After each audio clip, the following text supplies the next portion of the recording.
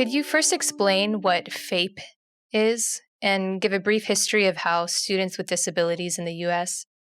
have been recognized to receive this entitlement?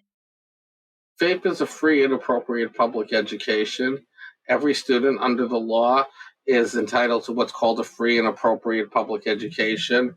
Obviously free speaks for itself, public speaks for itself, but most of the content, most of the fighting and debate occurs over what is considered appropriate. Everybody has a definition of the word appropriate. Like social skills, your definition of appropriate and my definition of appropriate might not be the same thing. Mm. So what are the standards that you consider when determining if a child is receiving an appropriate education? Under the law, a child is supposed to receives an appropriate education if they're making meaningful progress from grade to grade, more than, as they call it, de minimis progress, the Supreme Court said, meaning the child has to be progressing satisfactorily. Generally, that would be one grade level in work per year, depending on the child's cognitive abilities. Obviously, children of lower cognitive functioning are not expected to progress at the same rate as a typical child. Children of average to above average intelligence have to progress at least a grade level a year to be receiving, as a minimum, to be receiving an appropriate education. If the child is anywhere from low average to superior and they're not progressing a grade level, it's generally not appropriate. Mm-hmm. But you're just talking about grades, right? Well, academically, but then there's also the social emotional piece, which is where a lot of autistic kids come in, that a lot of schools do not understand what is and is not appropriate. A lot of kids do not understand how to address social emotional deficits. Schools don't. Kids who were bullied, very often schools deny the bullying when it exists. I used to use the hypothetical case of a kid who's getting A's in a school, but then is depressed and suicidal, and then I got the real case. The kid's grades were fine. By his grades, you wouldn't know anything was wrong, but he tried to kill himself twice in the public high school, and the school realized at that point they had to outplace him. Wow. So, but it took waiting until they were going to commit suicide for them to do something about it. Well, till he tried to commit suicide. Mm-hmm. And that's a problem that, people are waiting that long. Schools often say, one of the problems we find in schools is, they'll say, the kid is just looking for attention, or the kid is just faking it, or the kid is just, he's a troublemaker. Mm-hmm. So I can imagine that a lot of the barrier is financial, like schools are not wanting to provide the resources for what the kids need. Is that right? Correct. Schools don't want to provide. Everything costs money, and schools don't want to spend the money because, like anything else, it costs. The money is ultimately taxpayer money, and schools don't want to be responsible for saying, "Hey, we spent your money on this kid." A lot of families don't care until it's their own child. Mm-hmm. And so schools often don't want to spend the money because the school board is telling them keep the budget down. And every time you give services to a kid with a disability, it costs money. Mm-hmm. Everything costs money in this world. How much of a role does the government actually play in how school districts make decisions? And do you see a significant change across different administrations? Absolutely. We're starting to see a change. The not to get political, but the Trump administration didn't care about this. Betsy DeVos, who was the Secretary of Education when she came before the Senate for confirmation hearings, didn't even know the IDEA which is the Individuals with Disabilities Education Act. She didn't know it was a federal mandate. The Biden administration is starting to bring in people from the civil rights community at the Department of Education who can, quote unquote, right the ship and hopefully start making a lot of this stuff much more addressed, because ultimately, if a school district won't do the right thing, the parents can go to a hearing, or if that doesn't work, the next step is to, the other steps are there can be federal oversight.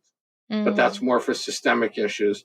On an individual basis, parents have to file for what's called a due process hearing. Okay. So, what are some common struggles that parents and students face? Like, what types of cases do you usually work on?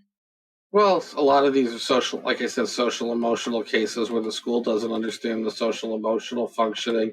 The school thinks that the kid is doing fine because they say, oh, he's doing fine, he has friends, but they don't actually understand what that means. They see that the fact that he's not fighting with kids in the school as friends, but he's not seeing them outside of school.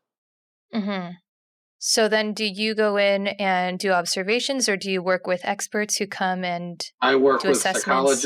psychologists, behaviorists, speech pathologists, and I rely on the expert opinion. And of course, there are experts who are known as good for kids and experts who are hired guns by school districts. So we often fight over evaluations to get the right experts. Hmm. So, even the experts will disagree sometimes. Absolutely. I don't necessarily always think their experts are experts. Okay. What are some common misconceptions related to disability rights in the school system? A lot of parents often think that if their child needs a more restrictive environment or a different environment to the public school, that they're going to have to pay for it. They don't realize that under the IDEA, the school district can be forced to pay for a private placement if it's necessary. Hmm.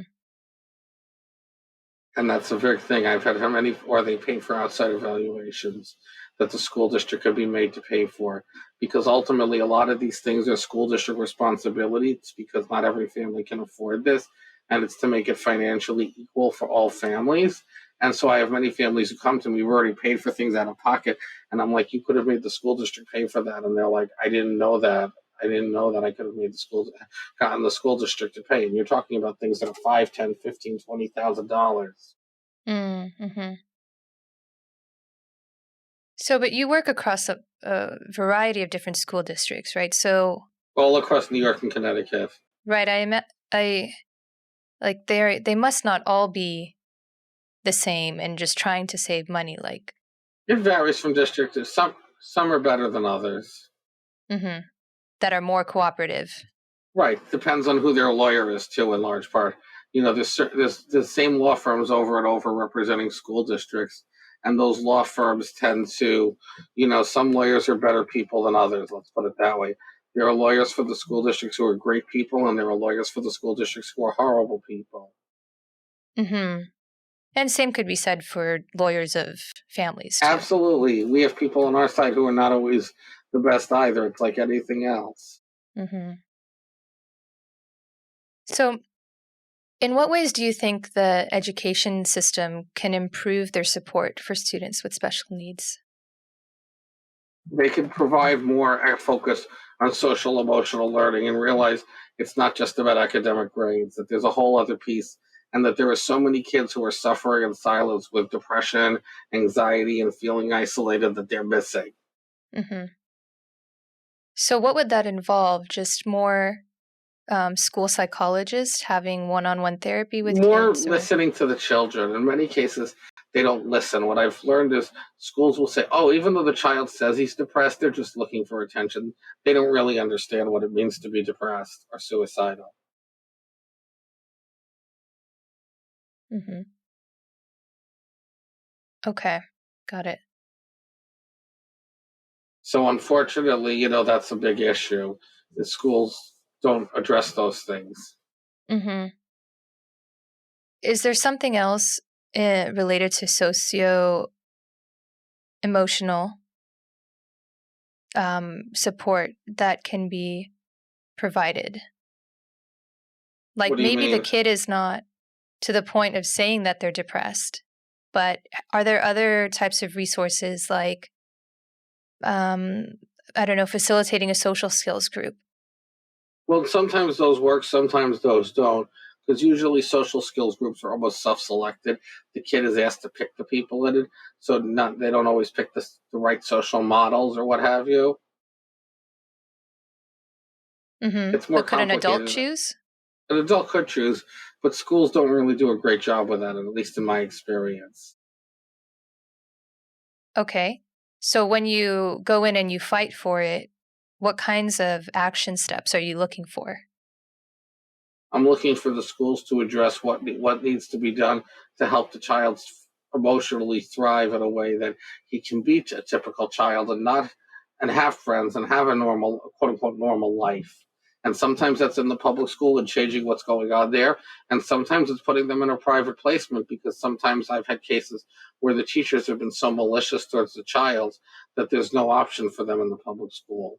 There's no way they can get what they need in the public school. I've had a couple of cases with teachers abusing kids. I've had a case where right now that's pretty contentious, where the kid is bullied mercilessly, and then it's on video and the teachers are still blaming him, saying he should learn to be normal. Mm. And this is a kid with autism. You've been watching Autism Knows No Borders. If you like this video, please give it a thumbs up and subscribe to our channel.